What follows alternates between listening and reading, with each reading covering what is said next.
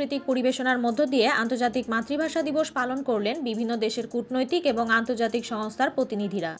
নামাজ পড়ে বাড়ি ফেরার সময় নরসিংদীর রায়পুরায় বাসের ধাক্কায় মোটরসাইকেলের 2 আরোহী নিহত হয়েছেন। আলু উৎপাদনের অন্যতম শীর্ষ জেলা মুন্সিগঞ্জে আলুর বাম্পার ফলন হয়েছে, তবে আলুর ন্যায্য দাম নিয়ে দুশ্চিন্তায় কৃষকেরা। মুন্সিগঞ্জে গৃহবধূকে ধর্ষণের মামলায় গ্রেফতার 3 আসামিকে স্বীকারোক্তিমূলক জবানবন্দির পর আদালত থেকে কারাগারে পাঠানো হয়েছে।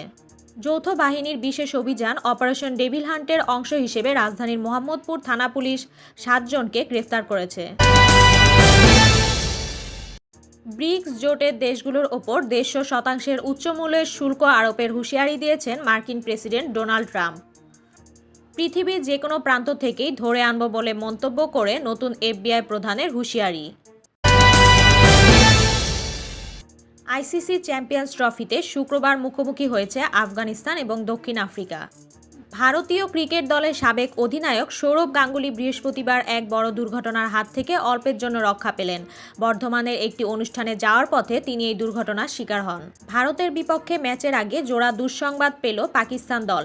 নিউজিল্যান্ডের বিপক্ষে ম্যাচে চোট পেয়ে পুরো আসর থেকে ছিটকে গেছেন ফখর জামান। আপনারা এতক্ষণ শুনছিলেন সুরমা টিভি 24 এর আজকের শীর্ষ সংবাদ।